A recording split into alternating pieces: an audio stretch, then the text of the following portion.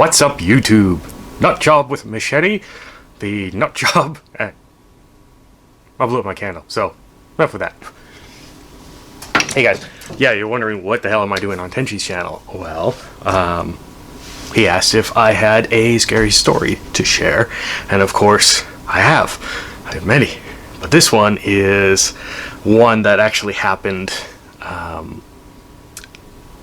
It was a little while back, and it's in the northernmost golf course in the world that it happened at.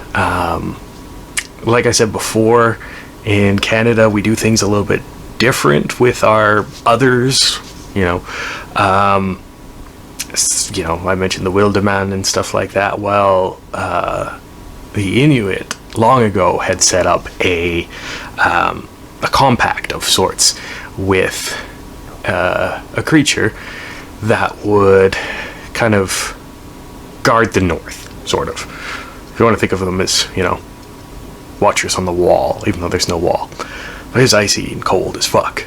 So, but, yeah, no, I was up north many, many years ago, and I was actually there doing research for the Department of Justice for the government of the Northwest Territories, and of course I always had my cell phone, the other cell phone, on me. But when I was working, rather than just straight up this work, I couldn't carry my stuff with me. It's really hard to get on a plane leaving an international airport with a machete or a club or anything along those lines, especially when you're going up to a place and you're doing something based on nonviolent resolution and stuff like that. So we were up there for a few days, and it was me, Trudy, and Katie, and their co-workers who have since moved on from their regular jobs. But yeah, we were all up there, and I lucked out one day, and I was actually talking with an elder about nonviolence and peaceful resolution and everything. And behind us, the community, we were in case you're wondering the name of the place, it's called Ulahuktuk. It used to have an English name, an anglicized name, but now it's known as Ulahuktuk, and it's a great place full of art and culture, and it has a hotel and the northernmost golf course where occasionally you might have to move a muskox off the green to putt, and seals, you'll see seals, you'll see narwhals, occasional orca. They don't quite like the cold as much, but some narwhals, and a few other things. When you're up there, some seabirds. Oh, if you end up liking the story, why don't you give it a thumbs up? Okay, thumb up in this case. This is going to be the drink for right now because I've had too many coffees today. In case you're wondering, bugling elk from most coffee is amazing. We drank an entire pot of it before I realized I should have done a review. That's not bad. First time having this too. I just bought it so I could say, give Tenchi's channel a thumb up. Ooh, it's got a nice burn to it. Anyways, we were up there, and I was talking to this elder, and right behind us, the community had caught, like some fishermen had caught a seal, and they were actually butchering it behind us. We were actually, we had a videographer there. You can actually see this stuff if you really search for it. You can see the interviews, you can see the butchering of the seal in the background. It's a community event, right? Because the meat basically goes to the community. And we were doing this back and forth, and he spoke English, but he was a lot more comfortable in speaking Inuktitut. I'm fairly certain that was the language he was speaking. I can't actually remember. I don't speak a word of it. But anyways, we were talking, and it was a great guy. He was old. Excuse me, burp. He looked, maybe, I feel like I should hold a candle in front of my face. Yeah, I had like 4 going, but it's not dark enough. He had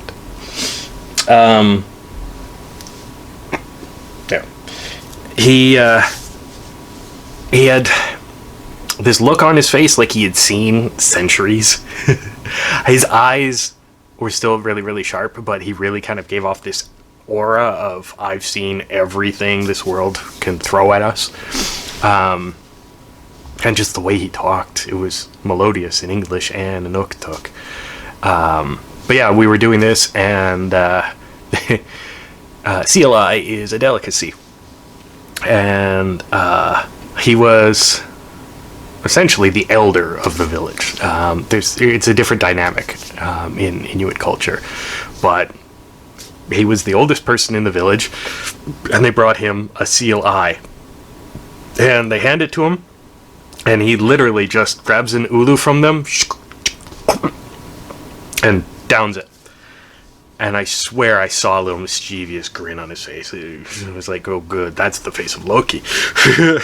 And he looks at me and he gestures the other eye to me. And no, I didn't turn into a were seal, just in case you're wondering.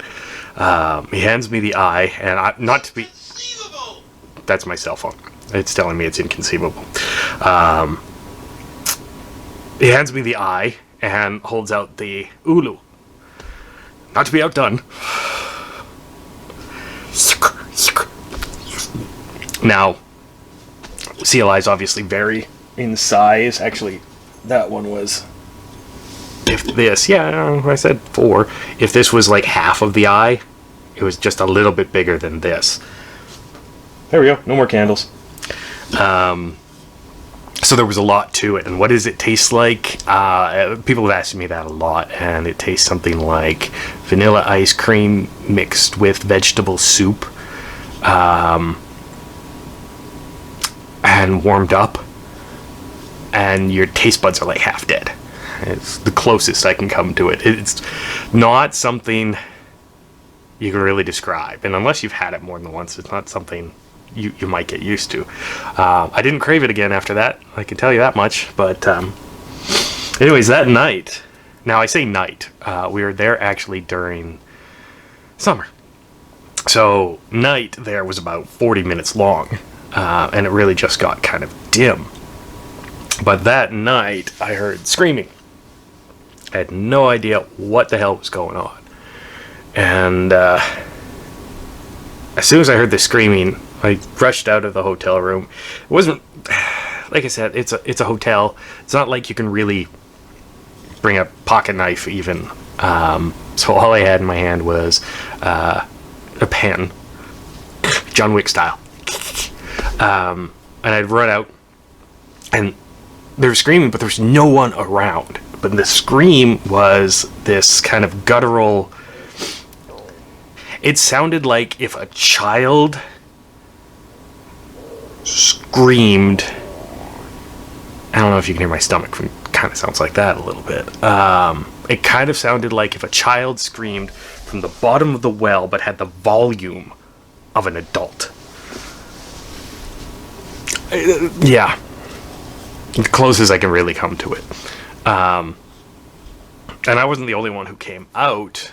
The same elder had come out, and he was standing there, and he, I shit you not, had a spear, like a seal hunting spear in his hand with this like barbed hook. They if you wait for a seal, you wait with the sun behind you right by the seal hole.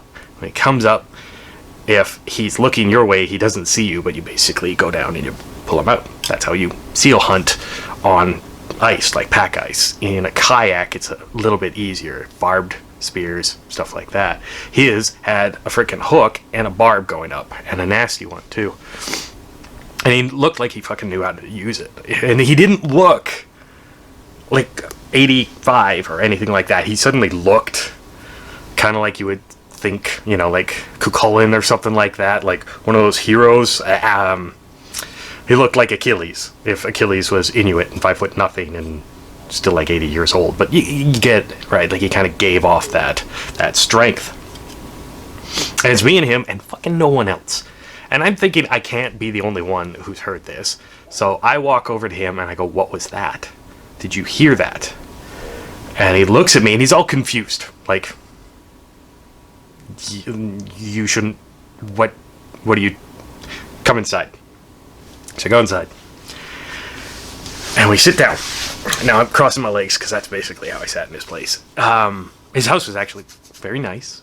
You know, kind of like a one bedroom with a kitchen come dining room and a table, and you know, he had a couch and then the bed off in the corner by the bathroom. Very, very nice, very small, very nice. You know, kind of a bachelor suite. Eternal bachelor, him. But he pulls me in and closes the windows. And he goes, "This is not something talked about in the light." And I was thinking, okay, well, what the fuck did I just walk into? Because at this point, I had already started the job, right? And I'm thinking, if something's going on and I'm supposed to be here, why isn't my phone ringing? And like, I look at it and it still says I got signal. My regular cell phone that the research company had given me didn't work. It was a satellite phone and it was not working up there. But my phone still had a signal. So we, yeah, anyways, he sees me check my phone. He closes up all the windows and he goes, "Let me see that." I had it to him, you know, no reason not to. And he looks at me, puts it down on this little coffee table he's got. And it looks like something that kind of washed up. It looks like driftwood, but it's perfectly round, perfectly formed. And I'm like, okay. He looks at the phone, he puts it down on the table, and he goes, "I was right." I'm thinking, fuck. What? I'm the chosen one, or some shit like that. I'm thinking like bad anime is running through my head. Like, what if... No. He goes, "You have talked with the dead." Excuse me? You have talked with the dead. I'm like, I don't really know what you're talking about. And he kind of drops pretenses and he goes, "You died, dumbass." Oh, yeah. Like 3 times. Yeah, you've talked with the dead. Oh, okay, that's what you meant. Yeah, no, I died a couple of times. 3. And he goes, "Okay, well, that's why you can hear it." And I go, "Hear what?" And he goes, lean in. He's like, "No, I'm not." Like, I'm gonna tell you. Obviously, there's something wrong here. What's going on? Well, I don't know if I can handle it this time, so... Alright, fine. And he pulls out a kudlik. And I don't know if you've ever known what a kudlik is, but it's a soapstone dish. And he pulls out some whale blubber. And he scrapes the top the surface of it, basically, with a bone-handled knife. It's about this big. He scrapes it, and it's kind of like a jelly. It's the oil from the fat goes into the kudlik, and you put in cloth or paper or whatever. And he pulls out I swear, it looked like rope that had been like dunked in the ocean and brought up. Sets it off to one side, puts the rest of it in the fat, lights that tip, and we've got essentially a candle. It kind of actually looked very much like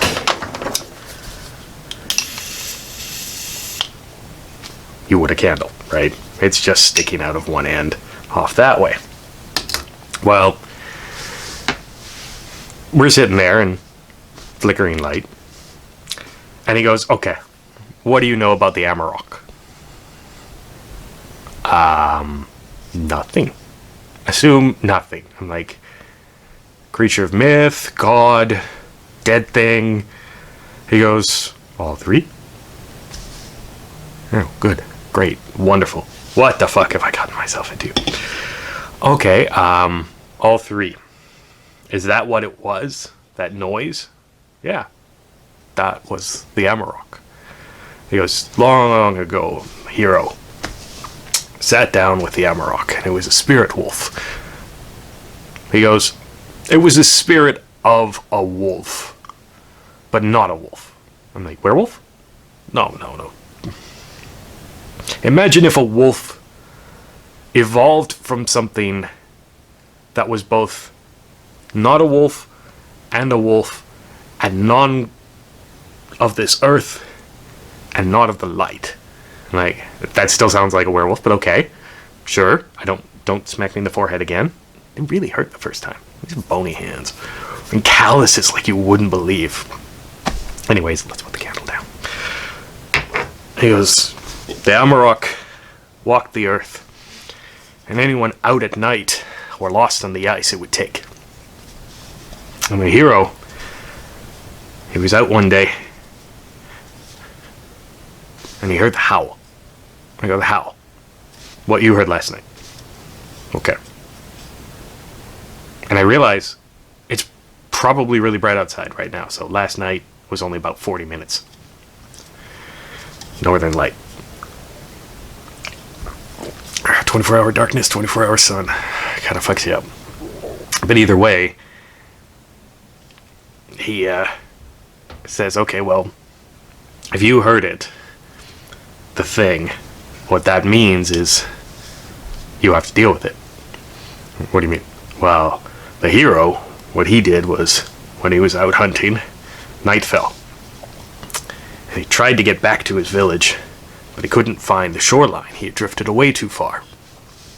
So he came up on the ice, he pulled up his kayak, and he sat. And he sheltered. He had furs, pulled them around himself. He had a kudlik. He motioned down to his kudlik. He made light. And he ate what little meat he had. And the Amarok, it smelled him. And it crossed the ice without making a noise. And it came to him. What are you doing here, little hunter? It says. And the man replies, I'll return to my village tomorrow, if you spare me. And the Amarok looks at him and he says, why would I spare you, little hunter? And the hunter thinks, he goes, well, what if I catch you? And the Amarok goes and just bellows, and apparently the laugh is what we heard, the cry, I'm not even going to do it justice. And he bellows this big, terrifying scream, laugh. And he goes, interesting. How long? And the hunter goes, the length of the darkness. And the Amarok looks, and it's probably midsummer at this point. And Amarok thinks, yes, you'll entertain me and you'll make a fine snack. Hunter thinks, okay, I will hunt you until the dawn. If I can't catch you by dawn, you eat me. If I do catch you by dawn, you enter into a pact with me. Amarok, prideful, strong, old. Old before the earth was old. But he walks away and says, come get me, young hunter. Gone in an instant. The hunter sits. He doesn't move, and he doesn't move, and he doesn't move. And he waits. He rolls up in his blankets, his furs, tucks in close. He sleeps. And he wakes an hour later, looks up. He hears the laugh of the Amarok. And he goes back to sleep. And over and over and over, he does this every hour or so for a few hours. And now dawn's approaching. And when you're up north, the dawn just happens in an instant. But you can see the false dawn for hours, right? It's just coming over. It's this beautiful. Well, the false dawn breaks. And the Amarok walks in. And he says, I have eluded you, little hunter. You didn't even try. You must have known that I would have won. And the little hunter looks at him and he says, Great Amarok, You're right. You're strong. You're powerful. There's one thing, though. What? You are prideful. The young hunter stands up and puts his hand on the Amarok. I've caught you. And the Amarok roars. Ah, there's no way. It's dawn. The hunt is over. You're my food. The young hunter points, and just where he's pointing, the sun is just starting to come over. And he goes, no, now it is dawn. You're mine. Boom. Amarok is pretty much stuck. He's given his word. He's a spirit creature, and we all know dealing with them could be a pain in the ass. Lugaroo or not. But, yeah. So the old man tells me this, and I go, okay, well, what does that have to do with now? Then he goes, well, the Amarok was to protect this village, the home of that hunter, until the hunter was to die. And I'm like, well, wouldn't that have been a really long time ago? Hey, don't get ahead of me. I can see a couple of you are getting ahead of me. The hunter goes, well, I'm dying. And I realize as I'm looking at him, yeah, I'm seeing the frickin' hunter. I'm not seeing the old man. And I go, okay. So what do I have to do? He goes, well, we can't bind him again. I've bound him to my life, and he didn't realize that he was giving me an extra long life. And I realized that this community is going to lose this insanely cool dude, but at the same time, they're going to lose the protection of this. And I said, okay, well, it's on my ballywick, but I'll help out. What do I do? And he says, okay, well, there's only one thing that will kill this Amarok. Okay, what? Seriously, what? Like, do I need a nuke? Is it your spear? He's like, no. I'm like, really? Because I'm okay with the spear. Nope. And he hands me the bone-handled knife that he used to scrape the fat to put in the kudlik. And he goes, this. I take it. It's about this long. No, it's kind of like a letter opener. Really thin. Really, really thin profile. Imagine like a stiletto. But it's got stuff carved on it. And it's not really, like, the Inuit language is not really a written language. Now it is. But it's got, like, pictographs on it, almost. Like, the story of the Amarok seems to be on there. And I said, okay, so is this the only thing that can kill him? And he goes, well, many years later, I was hunting a whale, and the Amarok showed up again, and we shared the whale. And I said, okay.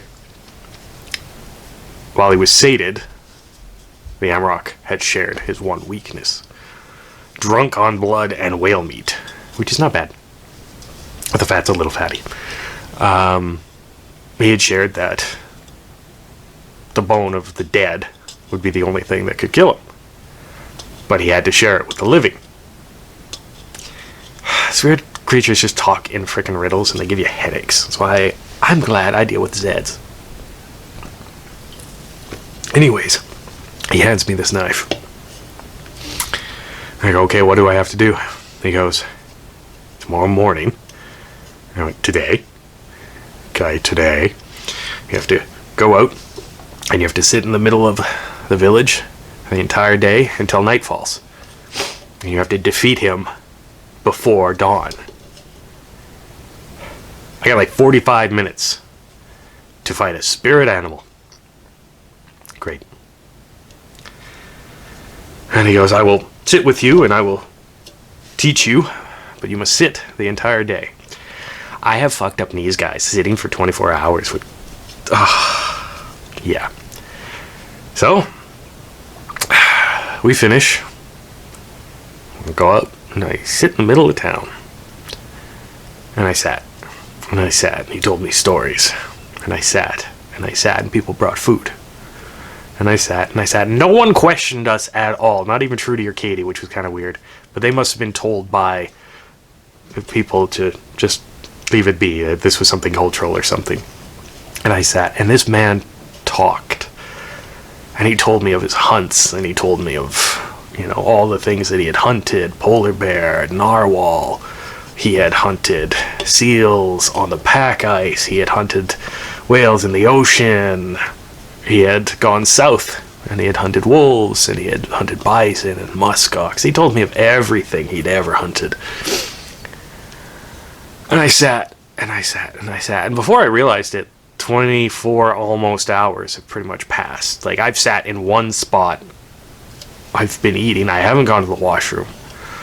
They've been feeding me tea and seal meat and dried elk and muskox and everything. And I guarantee I should be smelly and stiff and everything. But the sun goes down. Again, goes dim. But it goes down behind the horizon. And Falston is up. And we hear it. And it's just me and the old man, the hunter. And we're sitting in the middle of town. And you blink, and this thing is there. And I can see what he was talking about, because it was huge and shaggy. It was this massive wolf, but it gave more of the sense of being a wolf, not looking like a wolf. It gave off this power, this ancient power, and it stank like the dead. The zombie bear smelled better, but it stank like every carrion feeder ever had given its breath to this one creature. And it stank like every rotten corpse left on the beach in the sun under the stars. It stank. And I stood up. I had 2 bad knees. Standing up like that after sitting that long, I was amazed. And I'm standing in front of the Amarok. The laugh. The cry of a child coming from the deep of the earth. The volume when he's right in front of you was amazing. And he spat on me. Not, but while yelling. And he looks over and he goes, "Hunter, your days are almost over, and you bring this?" And he points at me, which, by the way, fucking insulted me. Whatever. Anyways. Hunter looks at me, and he says, "You're up." I'm thinking, oh, fuck. Bone knife in hand, I approach the Amarok.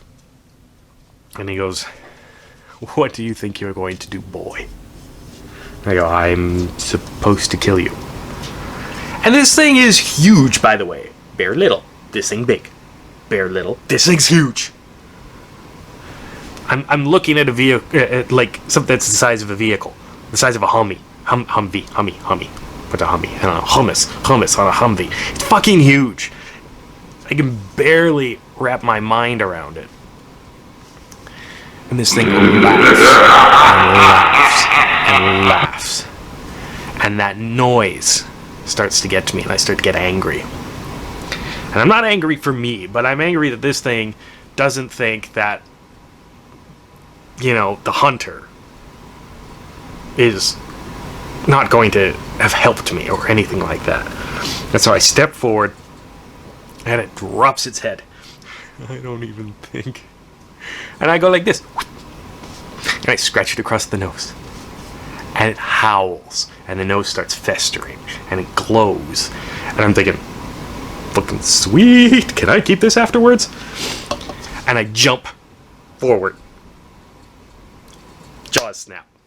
I go under it, and I slash. And I just catch it, just a little bit. But wherever I touch with this knife, it bleeds. And its ichor is green and orange, and it's like the ice is bleeding and rotting. But even if I touch the fur bleeds. And I realize that this thing is fucking cool. I'm like, Excalibur? And I keep running past him. And it turns. And this thing is so powerful, but it's so old, and it's never gone up against anyone since that moment, since when the hunter beat it. It's protected them, it's kept them safe, but it's never had to fight. And I think to myself, yeah, I'm gonna die. Because all those animes pop into my head where I've got to like jump down his throat or, crawl on its belly or anything like that. And it turns to me and my life flashes before my eyes. And I don't think. And I reach up and I put my hand on its shoulder and I drive the knife in. And it glows. The knife glows. My hands start burning and I let go. But I know I have to get that knife in deeper, so I slap it in. And you can see just barely on the bottom of my hand, the last little bit where the burning was. And I slap it in, and the knife goes into the Amarok, and the Amarok glowed. Like fiber optic cable glowed. Light was coming out of everywhere on it, glowed. And it dissolved. Which is a nice way of saying it turned into nasty smelling goop and it got all over me. Thank you very much, Amarok. But that wasn't it. It was dead. It was goop. It was something. But I turned to the old man and I'm elated. I'm fucking alive. I've never faced anything like this. Zeds are easy. Zeds once were human. This thing wasn't. And I turned to the old man. And he's just standing there, and he's got this smile on his face. And as I'm looking at him, I'm like, oh God, you're gonna die now, aren't you? Because I've killed the Amarok, the thing that was keeping him alive. The Amarok thought the old man was going to die of natural causes, and decided to fight. But I've just killed the Amarok, which was keeping him alive. And so the old man smiles and he goes, I can rest. I can rest. And he falls. And it's not gracious. And it's horrible. And I walk over to him. And every year is just showing on his face. And he doesn't crumble away or dissolve or turn to dust like all those tropes you would anticipate. But this woman comes out. And she walks up to him and she goes, grandfather's sleeping now. And I look at her and everything hits me and I puke. And she goes, grandfather probably didn't want you puking on him, but okay. And they take his body away and they wash it. And I hit the hotel room showers and I showered until I used up basically all the hot water in the hotel. And I go down to the dining room and they're having a memorial for him. And while I was in the shower, they put his body in a canoe and pushed it out to sea. And yeah. Then my cell phone rang and I got a phone call saying I had to deal with a zombie. But if you ever get a chance, you should go to Ulahuktuk, because it's absolutely gorgeous. Great golf, which I found out later. Amazing people. And now, perfectly safe.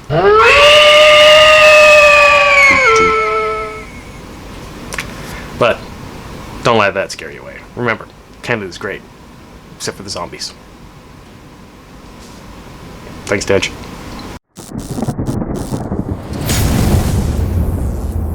I'm a Dracolope, bitch.